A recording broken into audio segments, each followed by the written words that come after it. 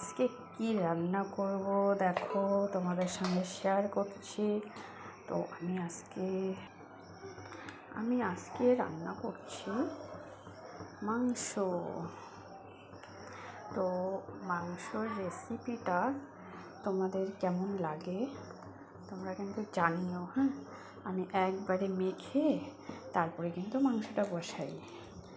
এটার কিন্তু টেস্টটা আমার ছেলে খুব ভালোবাসে। এখন আমি অল্প করে তেল দেব।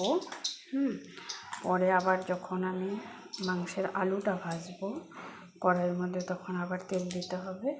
তো এই যে কড়াইয়ের মধ্যে তেল দিয়ে দিয়েছি। তো এখন আমি এই মাংসটা মাখবো। সমস্ত মশলা দিয়ে দিয়েছি, জিরা, আদা, পেঁয়াজ, রসুন, তেজপাতা। এই দেখো, জিরা, তেজপাতা, পেঁয়াজ সম্বার দিয়ে একবারে মাংসের আলুটা ভেজে দেব। পেঁয়াজও ভাজা হয়ে যাবে, আমার মাংসের আলুটাও ভাজা হয়ে যাবে। আর একদিকে দেখো, আমি মাংসটা মেখে রেখে দিয়েছি সমস্ত মশলা দিয়ে। তো দেখো তোমরা, আলুটাও হয়ে গেছে আমার, পেঁয়াজটাও ভাজা হয়ে গেছে, আলুটাও ভাজা হয়ে গেছে। তো আমি এখন এই যে মেখে রাখা মাংসটা ছেড়ে দেব।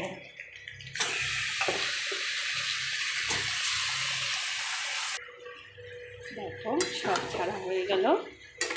এখন এটাকে আমি ভালো করে কষাবো। দেখো তোমরা, আমার মাংস কিন্তু রেডি। বলো তো খেতে কেমন হবে। এটা যখন একটু ঠান্ডা হবে ঝোল আর একটু কমে যাবে।